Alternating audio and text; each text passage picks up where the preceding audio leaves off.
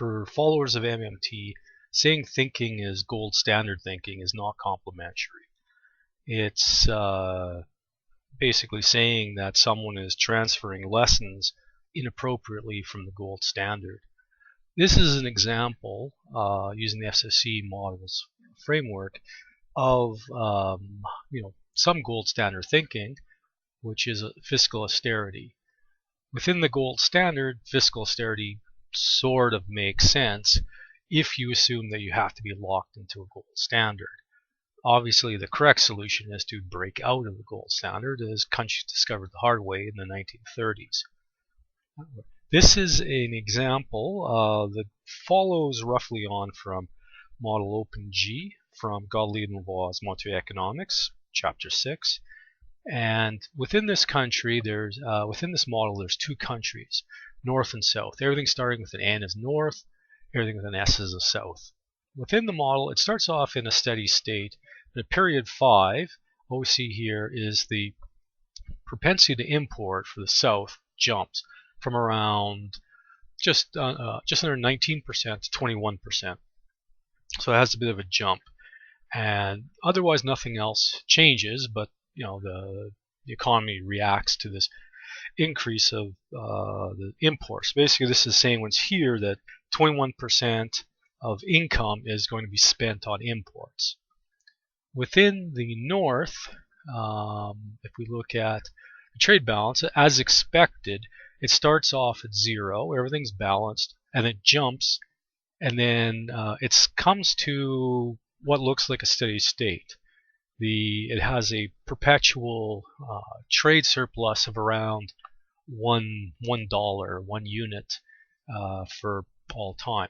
And you see the income here. This is the after-tax income of the northern household sector. Since there's more activity, there's more people employed, and so it moves up to what looks like a steady state level. Conversely, in the south, because there's job destruction, the after-tax income falls of the household sector. So it loses about, it settles down, so it's drops down to, I guess, almost 96 and a quarter. So it's lost about $4 in income as a result of this change.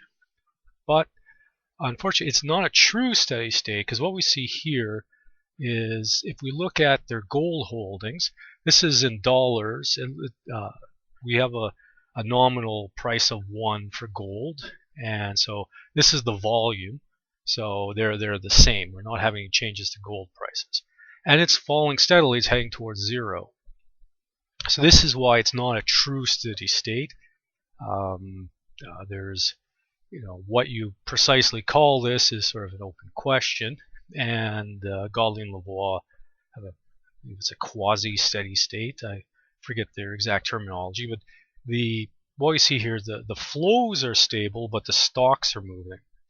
And this here is the gold cover. This is what you're seeing is how much is the money supply covered by gold. It starts off at 40%, and this is in the south, and it's steadily falling. And so you see, it's the gold holdings in dollars divided by the supply of money outstanding. I've simplified the model that there's only money.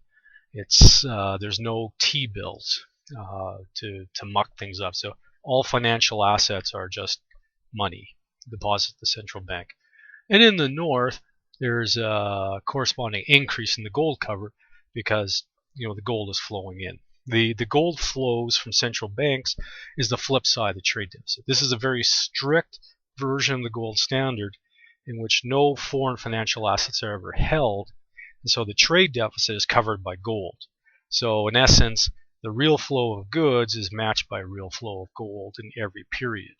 It's more strict than the real gold standard, but that's simplification. But I'm going to make a change and go into this is the file, the terms of the model, And this is now creating an adjustment to fiscal spending. We come back. We're going to do this. We're going to reload, run all steps.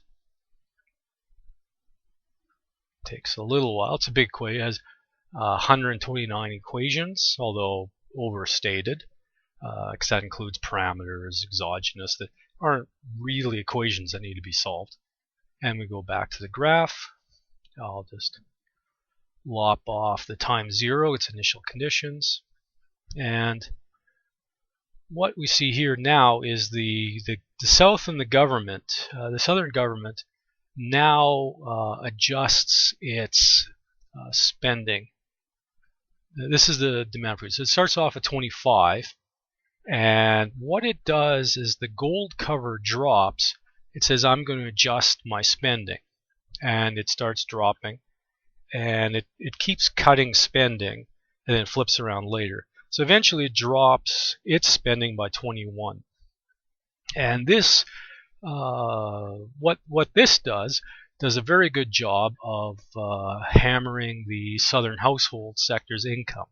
So initially there's a drop due to the trade effect, and then it just keeps going. This is there's a 12% decline in income versus what working from memory, was it 4? There was a smaller drop. Basically, there's an initial drop due to the loss of import, which was going to happen because you've lost jobs due to import increase. But this keeps going, going and going, because the government is hammering household income. Not necessarily a good idea, but what that does, by shrinking the economy enough, you drop imports. And so if we go to the trade balance, we finally we move in the trade balance, and then what we see actually is that we overshoot.